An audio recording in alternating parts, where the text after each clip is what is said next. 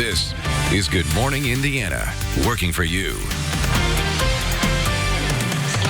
It is 5 o'clock here on your Monday. Good morning to you. I'm Lauren Casey. Here's what's making headlines on this April 6th. As the number of confirmed COVID-19 cases in the state continue to rise, more are growing concerned about unemployment. The latest reports on Indiana's growing number of cases and claims. The pandemic is also having a big impact on the U.S. Census, how one Indianapolis organization is making changes to get everyone counted during these uncertain times.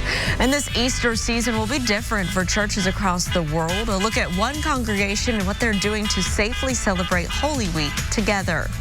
But first, here at 5 o'clock, we need to get a check of your Storm Team 6 forecast. Todd Clausen is standing by. And Todd, do we have some fog issues this morning? You know, in spots, there's definitely some fog issues, but it's very small scale here across central Indiana. We're not dealing with widespread dense fog. Visibility reduced a little bit here in the metro area, but only a half mile in Peru. Lafayette's at 5 miles, so not bad at all. But you get into portions of the Frankfort area and visibility next to nothing. So it just depends where you are this morning, and that's the tough part, especially on the interstates where you're traveling at a higher rate of speed. You come across that fog very, very quickly. So just know that it's out there. If you do have to get on the roadways this morning, and be a little bit careful. It's part of a warm front working its way through, so where the fog is settled in, it's where the temperatures are a little bit cooler. 1 or 2 degrees makes a big difference when you're talking about patchy, dense fog. A little more in the way of cloud cover to the south. We remain dry, though, through the daytime hours. Once we get rid of this fog this morning, it's actually a very nice spring day for us. 55 degrees with partly cloudy skies by the noon hour,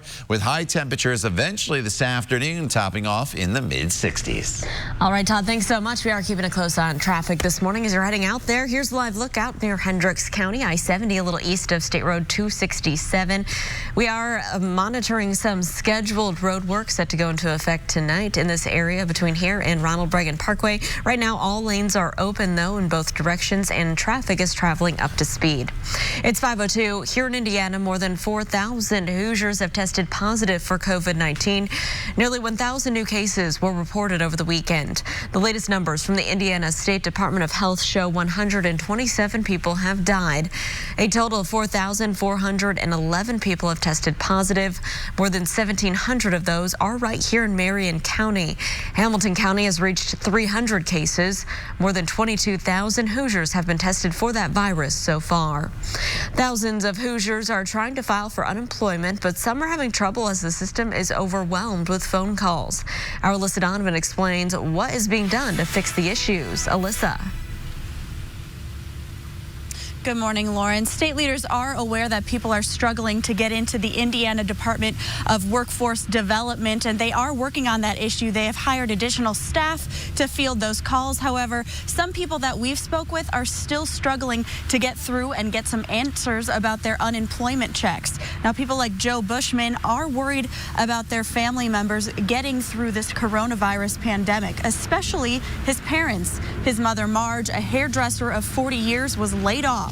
Bushman says when his mom applied for unemployment online, she hit a roadblock after selecting laid off or lack of hours as her reason for needing unemployment. When she called the office, she was put on hold for more than 2 hours, and then she was told someone would reach out in 3 weeks to let her know what the issue is and how to move forward.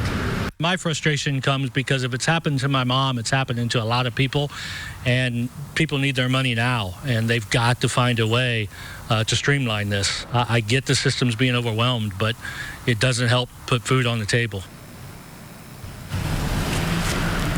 Bushman says his mother is on a fixed income and can't wait 3 weeks to start collecting unemployment. Now, state officials say just last week alone, they had more than 146 Hoosiers apply for unemployment, and staffers at the unemployment office had more than 210 phone interactions, and that was just last week. And of course, we're going into a new week. They're going to see those numbers climb. Reporting live, Alyssa Donovan, RTV6. Alyssa, thank you. Indianapolis Public Schools is changing the way it's distributed distributing meals while schools are closed.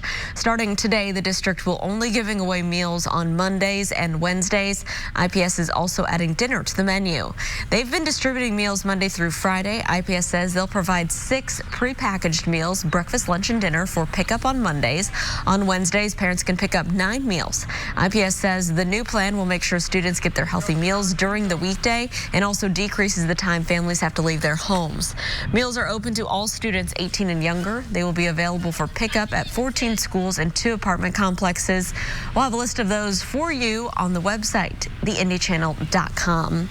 Amid the coronavirus outbreak, we want to remind you not to forget about the 2020 census. The local campaign Count Me Indy is now having to battle social distancing while also make sure that every Hoosier is counted. Our Kelsey Anderson is joining us this morning with their new plan. Kelsey. A lot of things right now have been canceled or delayed, but one thing that hasn't is the 2020 census count. And Count Me Indy wants to make sure you don't forget to respond. Count Me Indy is a campaign working to make sure every Hoosier responds to the 2020 census. Their original plan was to host events at local libraries to encourage people without internet access to self-respond online. But now with social distancing, their plans have to change. Callie Kennington tells me they are going to turn to online advertising and putting information on self-responding in food packages. She says the Census Bureau has delayed some of their operations. They are extending the self-response period, which is what we're really concerned about. It was originally through July, and now people have until the end of August to complete their census. Kennington says they have also delayed follow-ups from census workers, but regardless of the pandemic, the numbers are still due on the president's desk by the end of the year. Your response is confidential for 72 years, and you can self-respond right now by visiting 2020census.gov. Working for you, Kelsey Anderson, RTV6. Kelsey, thank you. The time right now is 5:06. Hoosiers in central Indiana are continuing to work together to help healthcare and essential workers on the front lines of this pandemic. We've told you in recent weeks about people making masks at home. 2 sisters and their mom, who live in Fishers, created this video walking people step by step on how to do it. Their design even allows them to put a filter inside the mask from a garment bag donated by Ashley Renee's prom and pageant in Granger, Indiana. We found out about this effort after a physician from Ascension St. Vincent reached out to RTV6 to share how this family is working together for the community. We talked to them on FaceTime about why they wanted to help. We actually started these masks because we knew that there was a shortage during the time, and we have started doing ones for kids and for adults, and we've donated over 100 masks so far. We are so thankful to all the people who are out there saving lives, and they put their life at risk to serve the community. So this is a small way we can help out. Well, they have donated masks to local hospitals, nursing homes, and frontline workers at banks and grocery stores. With the donations, the girls have also included handwritten notes to show their appreciation. The Indiana Historical Society isn't waiting for the coronavirus crisis to be over to start documenting its impact. The museum is looking for your photographs, paintings, drawings, and writings to help tell the story of this global pandemic. They ask that you upload them through their website. So far, the Indiana Historical Society says it's received and collected more than 260 items from people all across the state. Congregations across the country are trying to find ways to bring this community together during Easter celebrations this year. One church kicking off its Holy Week celebrations with a parade. After church service on Facebook Sunday, Englewood Christian Church members put on their party hats, decorated their cars, and went into the neighborhood where many of their members live. The Palm Sunday parade drove through the Near East Side community. For this congregation, it was a way to show the community that COVID-19 virus was not going to keep them apart in spirit. Well, it's Palm Sunday, so we want to celebrate it in some way. I think it shows like the love and the community, which is, in my opinion, one of the most important parts, at least for my faith. It was neat to wave to neighbors who we don't, some who we know well, some who we don't know well, who aren't members of our congregations, but it was great to see people out in their front porches and engaging in the excitement of it as well. Well, the pastor says the parade was needed in light of all the bad news related to COVID-19. The church has had 3 members diagnosed, and several members of the church have experienced symptoms and are currently in quarantine. EMS workers also held a parade yesterday. Pike Township EMS and fires thanking healthcare workers at Ascension St. Vincent Hospital. Trucks passed by with lights flashing, sirens blaring as staff members waved from the street. We came out today to make a visible presence and show them that we support them and that we back them 100% and that we're here for anything that they need, for anything that the community needs. And a great show of support there. Todd, I've enjoyed seeing kind of all the creative ways people are trying to get together and lift everyone's spirits during this time. Something that could lift some spirits are the temperatures that we have this week. Yeah, you know, we took just a little tiny step back yesterday. It wasn't terrible, but it was definitely cooler than what we had seen the past couple days. But today we're going to bring that spring-like air back in. But in the process of getting that warmer temperatures back in, we have to deal with a little bit of patchy fog out there. Just use some caution on the roadways. It's widely scattered, and where it is settled in, though, it is dense. So you go from no visibility issues to all of a sudden some big-time visibility issues, and I'll show you where coming up in Maine weather in just a few minutes. But otherwise, temperatures this morning on average are hovering right around the 40-degree mark. A little more in the way of cloud cover down to the south. That's why the visibility issues are mainly in northern locations where the skies have cleared, but we're dry throughout the day today. That is the good news. And with the partly cloudy skies, look at this. Temperatures back into the mid to upper 60s, 65 in Kokomo, close to 70 degrees in southern locations. We do have the threat of severe weather returning to the forecast for tomorrow. More on that coming up in just a few minutes. Todd, thank you. New York City now reporting more than 3,000 deaths from COVID-19. Coming up, how the federal government is stepping up to get more supplies and reinforcements. And a zoo tiger has tested positive for the coronavirus. Still ahead why officials think the big cat got sick and their new warnings for the safety of your pets. Let's take a live look outside right now. Our traffic camera here up on the northwest side, I-465 and west to 86th Street. Things are quiet out that way. No crashes to report around the metro area. The time right now is 5:11. Stick around. We'll be right back. Central on ABC. Welcome back. It is 5:14. The federal government is deploying 1,000 medical experts to New York as the state continues to be the hardest hit by the coronavirus. Much needed supplies will arrive today. ABC's Mona Kosar-Abdi has all the details. This morning, desperately needed protective gear is arriving in the U.S. on 3 planes, part of an effort by the White House and other countries called Project Airbridge. On board, nearly 3 million N95 masks and surgical masks, more than 11 million gloves, along with gowns and other supplies. New York's governor says the state is in grave need of equipment despite reinforcements from around the world. I understand what they're dealing with.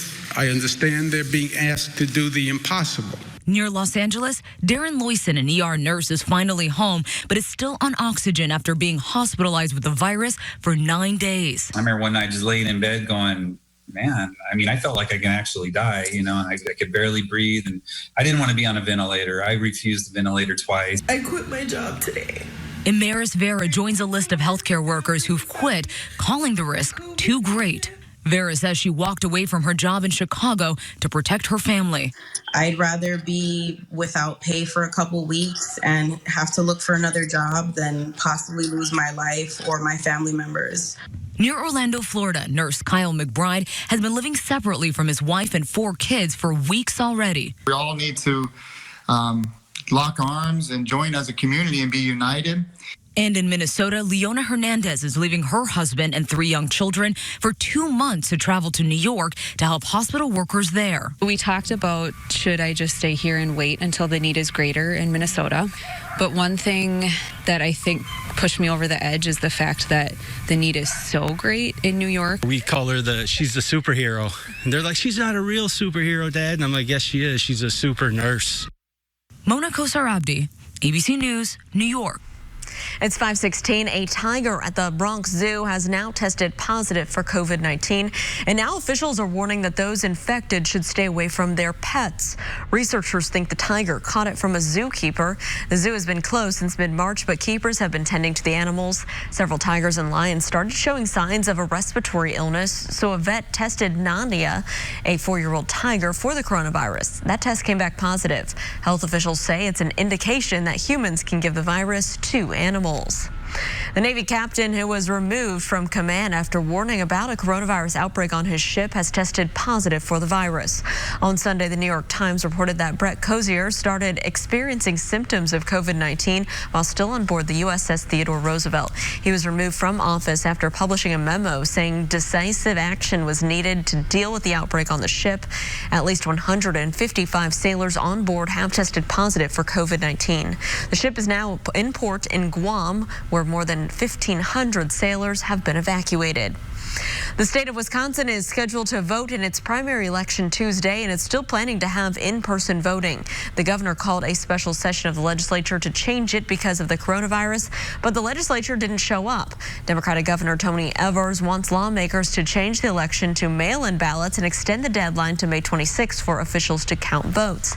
That's to protect poll workers and voters from the virus. While those issues are argued, the city of Madison is already setting up for in-person voting. They're trying to make it as safe as possible by putting up plastic barriers. They allow enough space to pass forms but still protect workers from coughs or sneezes. The city says they will be installed at polling locations. Back here at home, Todd, it is Monday. What can we expect in our forecast? You know, overall, it's a good day for us today. Very spring-like temperatures in the mid to upper 60s, partly cloudy skies. One little hiccup, though, this morning. Some patchy, dense fog. I know many of you don't have to get out on the roadways this morning. That's good news. You could just hunker down, and this fog will burn off very quickly once the sun comes up. But next to no visibility right now in Frankfort, half mile in Crawfordsville, and then a little pocket of dense fog here right where Interstate 69 comes through southern Madison County, then turns north through Delaware County. So this does impact interstates. And as I always tell you, when you're traveling, obviously at higher rates of speed and you come across the fog very quickly, that's when you run into some big time issues. So just be a little careful this morning. Part of a warm front that's working its way through the area. You notice 51 right now in Bedford, only 34 in Peru. So there's a pretty big temperature spread across the area. The warmer air, though, does surge north throughout the day today, and we all get into the mild temperatures by later on this afternoon. As that warm front comes through, though, there'll be some times where there's a little more clouds than sunshine, but overall it's a partly cloudy day. Temperature about 55 degrees by the time we get to the noon hour. Our high temperature today occurs pretty late in the day, probably not until we get to about 6 o'clock this evening, and we should be right around 65, 66 here in the city. Some areas, though, down to the south, you'll approach that 70-degree mark later on today. So get outside and enjoy it. Partly cloudy skies right now. There's that one little band of cloud cover, part of the warm front coming through. The clouds, they stay off to our west. You don't have to worry about those at all, or the rain stays off to our west. You don't have to worry about that during the daytime hours today. However, look at this. This is 3:30 tomorrow morning. So as you're joining us here on Good Morning Indiana, some pretty good storms will be coming into the area, and there's the potential that a few of these could be on the strong to maybe severe side. And then throughout the day tomorrow, it's very mild into the 70s with partly cloudy skies. And then tomorrow night into Wednesday, this is when the next round of severe weather comes through. So the next two opportunities for thunderstorms are during the overnight hours. So it's key that you have the Storm Shield app downloaded on your phone. It's completely free. You just search Storm Shield in the App Store, because this will alert you if we're not on the air yet, if there is the potential for any warnings that do get issued. Of course, if there's any tornado threat, which does look pretty small, we'd be on the air anyway. But I think there could be the potential for some strong to severe thunderstorms both late tonight and early on Wednesday morning. Then as we work our way into Thursday and Friday, it's quiet with partly cloudy skies, a little cooler, and then warmer again as we work our way into the weekend. Lauren. All right, Todd, thanks so much. We're keeping a close eye on traffic this morning as you're heading out the door. Right now, we're giving you a live look at I-70 in the Greenfield Rest area. You can see that traffic here is quiet. We do have some scheduled road construction this week on this spot of I-70, but it looks like right now everything is open and traveling up to speed. And the good news right now, no crashes to report around the metro area. Time right now is 5:21. United and Delta Airlines are giving customers more flexibility for rebooking flights because of the pandemic. United says customers can now use travel credits within 2-year window. They usually only have a year to do so. Delta is making a similar move. Travelers can change to other flights within a 2-year span, but Delta's offering is for April and May flights that were booked before April 3rd. This move is the latest sign that airlines expect this decline in travel to linger a little bit longer. The U.S. Olympic Committee is donating food that won't be heading to Tokyo now that the 2020 games are postponed. The 32 pilots were supposed to travel with Team USA. Now the $125,000 worth of meal items, snacks, and drinks is going to a food bank in Colorado. They called us, and we rescue food from the Olympics Center normally, and they thankfully made a delightful phone call for us to receive and said, hey, we have some food, would you like it? And we said, of course. Bryce says that the donation comes at an ideal time. She says with millions losing jobs in the pandemic, the food bank is trying to stock up to help. Even though the park is closed, Disney World employees are still protecting the magic. After the break, their inspiring gesture as they continue to work without visitors. It's 5:22. Stick around. We'll be right back. Profession, it's a way of life. Welcome back. Disney World is closed because of COVID-19, but some employees are still protecting the park and letting everyone know they are still standing. They've continued to raise the American flag inside the empty park every day. Park President Josh D'Amaro shared the moment on social media. He says while other staff and visitors are gone, they are there, quote, protecting the magic. He added our flag was still there. Right now, we do want to get a check of our forecast on this Monday. Todd, we're all hoping to get outside this week. Is today going to be the day? You know, today's a good day to get outside. A little bit of patchy fog this morning, but that shouldn't really harm too many people with the lack of the morning commute these days. 30s and 40s temperature-wise, and the visibility issues should increase or get better, I should say, as we work our way throughout the morning, because once the sun comes up, we'll burn that off pretty quickly across the area. Temperatures warm quickly this morning from where we are right now into the mid-50s already by the 1 o'clock hour, then mid-60s later on this afternoon as we toggle back and forth between partly cloudy skies here this afternoon. So get out and enjoy. We'll talk more about your extended forecast, which does include the chance for some severe weather coming up when Good Morning Indiana continues. The time now is 5:27. Today at 10 on RTV6. This is Good Morning Indiana, working for you. As the coronavirus outbreak continues to grow, many people are faced with the possibility of unemployment. Working for you this morning, checking in with the state to find out if they're helping Hoosiers in this situation. And Count Me Indy is an effort to make sure that everyone in Marion County is counted in this year's census. This morning, we're taking a look at how they're adapting due to the coronavirus pandemic. But first, here at 5:30, want to welcome you into Good Morning Indiana. I'm Lauren Casey. Todd Clausen is standing by with our forecast for today. Todd, good morning. What can we expect out there? Hey, Lauren, good morning to you. Good morning, everybody. A little bit of patchy fog here this morning, and there's a pretty big temperature spread across the area, and that's one of the reasons why we're dealing with some of this patchy fog. 46 with more in the way of clouds in Bloomington. As you work your way to the north, though, it's 43 in Indy, but look at the 30s that have settled in here in northern locations. 36 in Logansport, 34 in Anderson, and this is the area where we're seeing a lot of the fog kind of make its way into the area. It's improved over in the Muncie area, so it's fluctuating here as things change this morning. It's become more dense to the west of Indianapolis now and then to the north. So if you're traveling, you're living in any of these areas where you see the gray shaded in on the map, just know that there could potentially be some issues. Otherwise, we're looking at a pretty quiet day for us. We'll burn that fog off pretty quickly this morning, and once that happens, temperatures will start to moderate pretty quickly. We'll be into the mid-50s already by the noon hour, and then eventually by this afternoon with partly cloudy skies, Lauren, we're looking at high temperatures anywhere from about 65 to 70 degrees. All right, Todd, thanks so much. Let's take a look right now at traffic as you're heading out the door. This is I-65 near 30th Street, just north of downtown Indy. You can see traffic here heading in from the northwest area is traveling up to speed. No issues to slow you down. Pretty quiet out that way. So let's take you up to the north side. This is I-465 near Keystone Avenue. Traffic up here is quiet as well.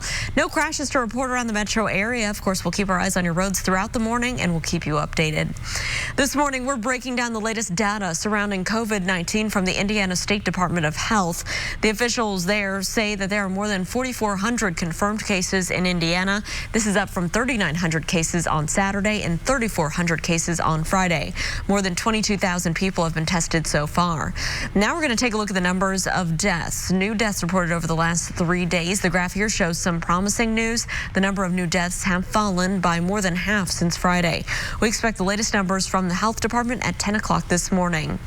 Another number continuing to rise is the amount of Hoosiers applying for unemployment. Some people are struggling to file as the system is overwhelmed with phone calls. Our Alyssa Donovan is joining us live this morning. And Alyssa, there are some efforts underway right now to fix these problems. That's right, Lauren. The Indiana Department of Workforce Development has added nearly 80 new staffers. They've also implemented a new system where Hoosiers can apply for unemployment online and over the phone. However, some Hoosiers are still struggling to get those unemployment claims filed. We spoke to one man who says the system still needs some ironing out. Joe Bushman's mother, Marge, was laid off from her job as a hairdresser. She applied for unemployment online, but she encountered an issue, so she called the office. Marge was put on hold for 2 hours. Then she was told someone would get back to her about the problem in about 3 weeks. Bushman says he's concerned about his mom since she's on a fixed income. He knows she's one of many trying to navigate unemployment right now.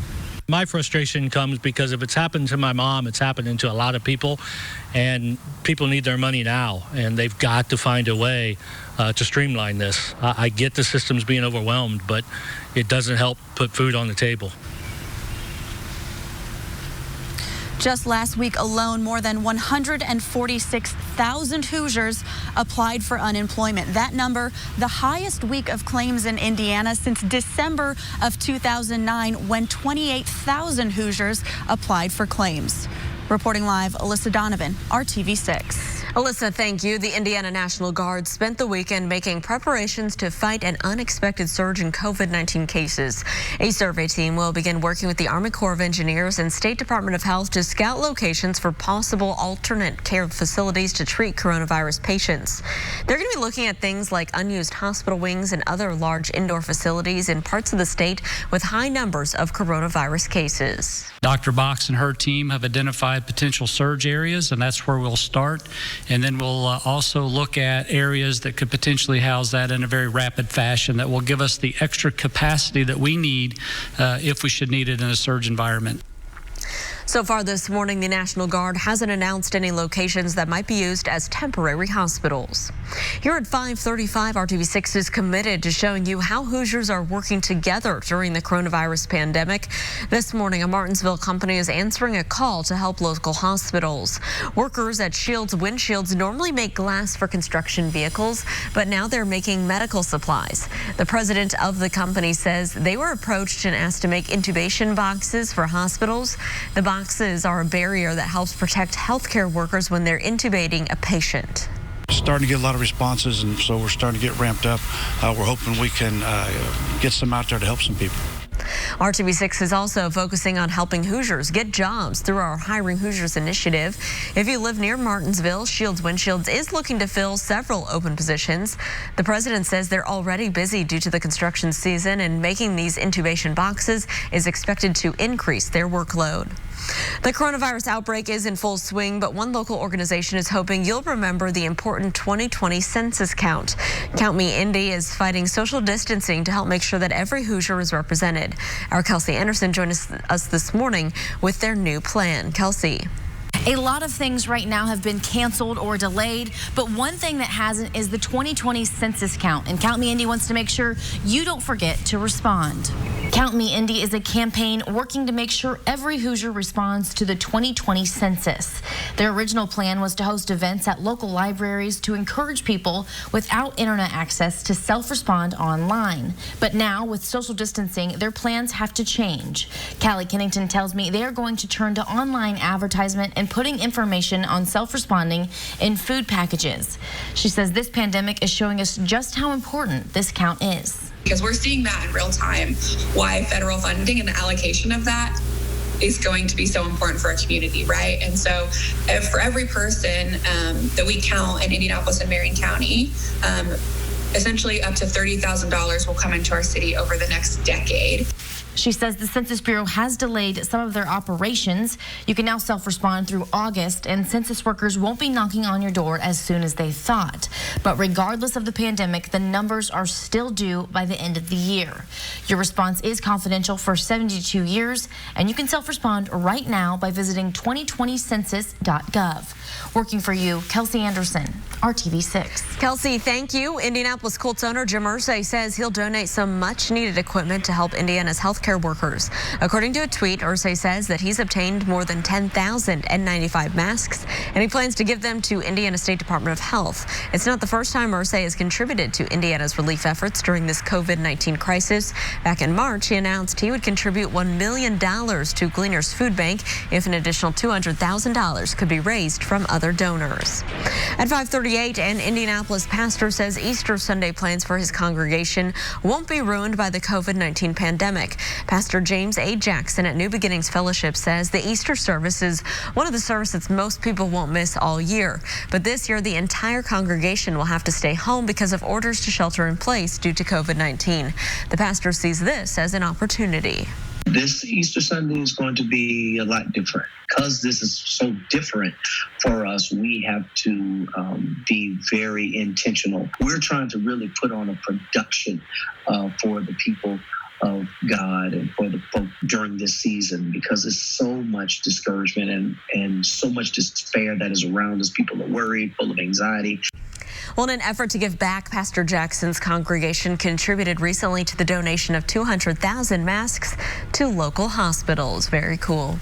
Back here, we want to get a check of our forecast, Todd. It is Holy Week, and I always love when Easter falls in April because the flowers are blooming. It feels more like spring. Yeah, absolutely. And as I was taking some walks through the neighborhoods, the magnolia trees are out, the dogwoods are flowering, the tulips not quite out, the daffodils are. So it just kind of depends. But with the warmer temperatures the next few days, I think a lot of things will start to bloom. So I picked the Storm Shield app and I highlighted this on your phone. Not so much for today. As you can see, we'll have partly cloudy skies and temperatures starting in the 40s and ending up in the mid 60s. But it's late tonight into tomorrow, and then once again tomorrow into early Wednesday morning that will bring in the potential for some severe storms. So the Storm Shield app, it's a free tool. It's a weather radio right on your phone. So during the overnight hours, especially when you're sleeping, if any warnings get issued, it'll alert you to that. Overnight, it's mainly just a marginal risk in northern locations, but you notice all the yellow here. That's the slight risk for early Wednesday morning. We'll break down this severe threat for you coming up in just a few minutes. Todd, thank you. Thousands have died across the U.S. and the world because of the novel coronavirus.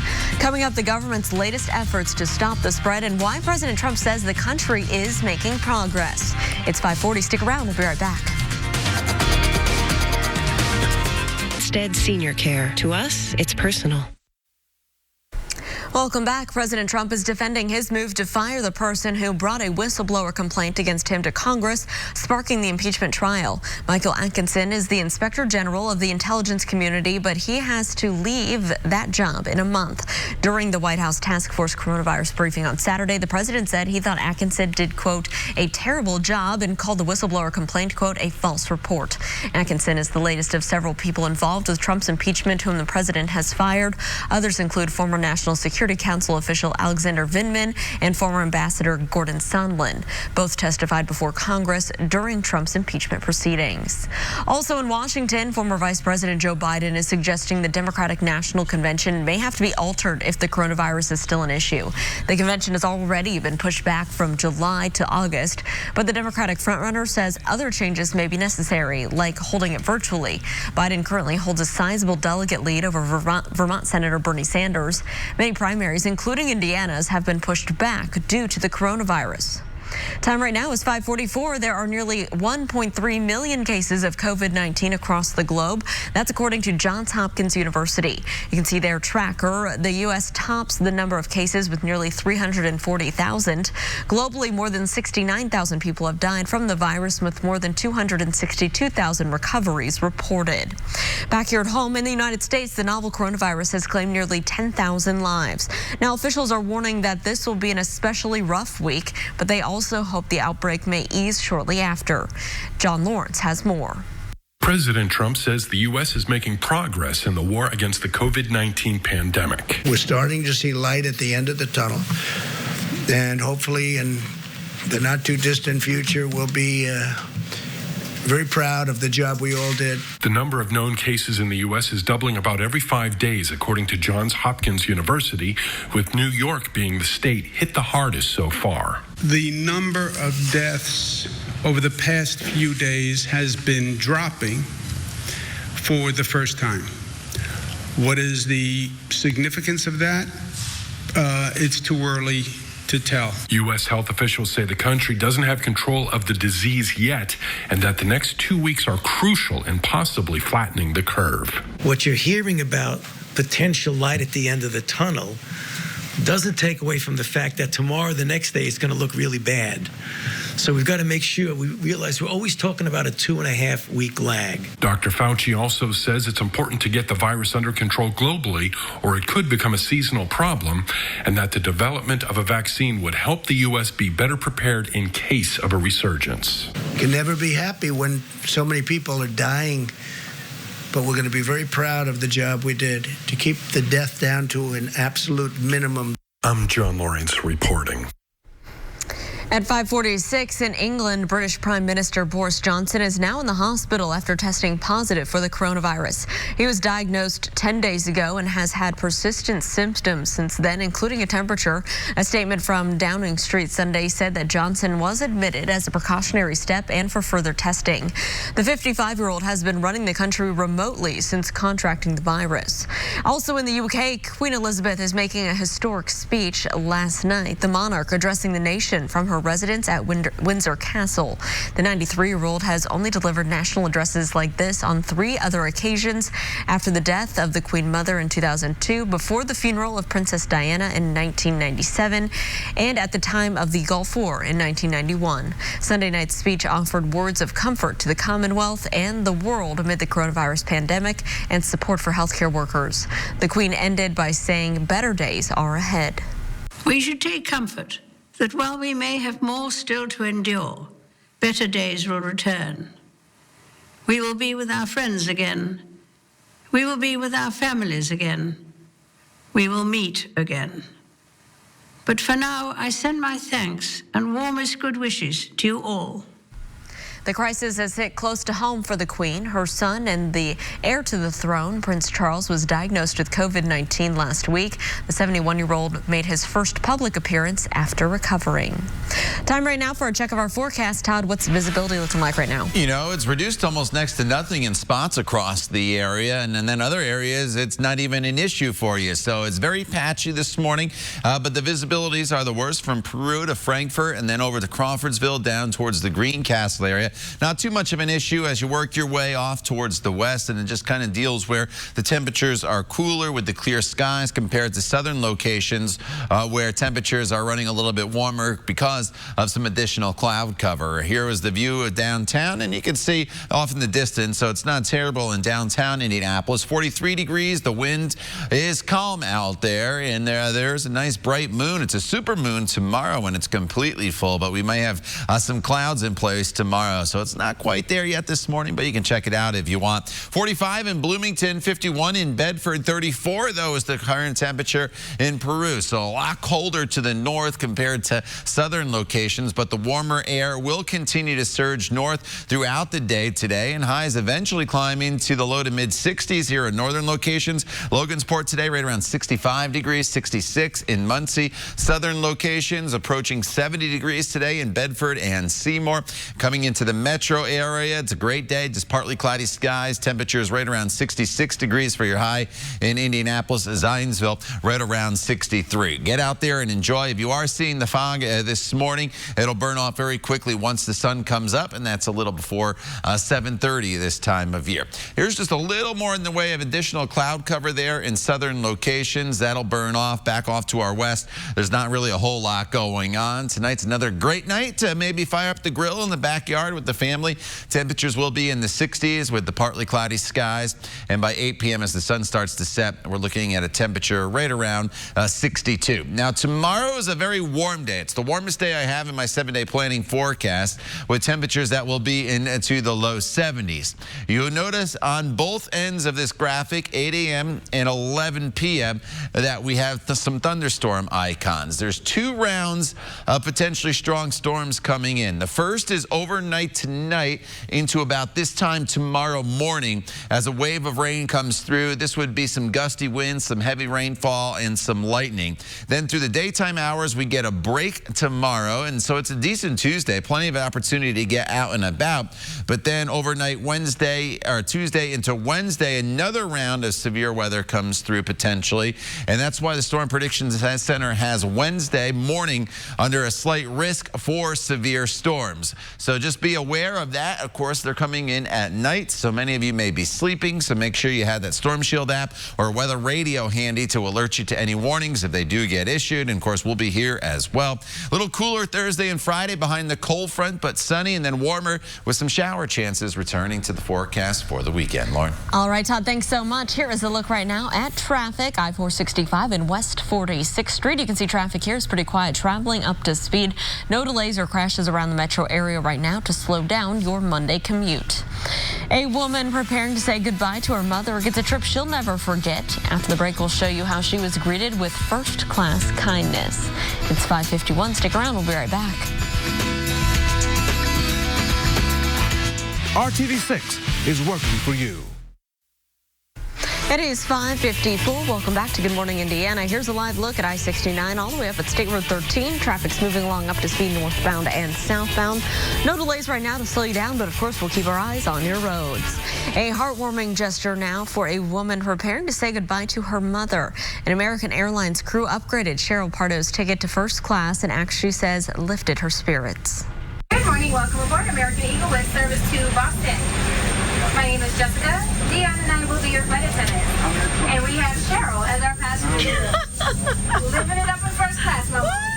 Yes, everybody shout out to Cheryl, the only passenger on the flight. Thank you so much for joining us today. We appreciate and value your business, and we hope you fly with us again. Well, the scene happened on March 27th when Pardo was flying from Washington, D.C. to Boston to see her mother for the last time. Pardo's mom had dementia and had been declining for months. She says since she was the flight's only passenger, she spent the entire time telling the flight attendants about the kind woman her mother was. Pardo landed and spent a couple of hours with her mom before she died. Great to see that there. All right, Todd, it is our Monday morning. What can we expect in our forecast? You know, it's a good forecast today, Lauren, for us. Just one little minor hiccup for some of you this morning, and that's visibility issues. Not an issue here in downtown Indianapolis. You'll notice a little bit of patchy fog, but nothing that's going to reduce it enough to cause any issues. 30s and 40s temperature-wise here this morning. So a little cooler to the north, a little warmer down to the south. But eventually, once the sun comes up, we will burn off any patchy fog that is out there. Then we're just dealing with partly cloudy skies throughout the day today. Turns into a nice spring day with above normal temperatures as our high gets up to 66. Storms return, though, late tonight. More on that coming up when Good Morning Indiana continues. The time now is 5:56. Stay with us. We're back in just a few minutes.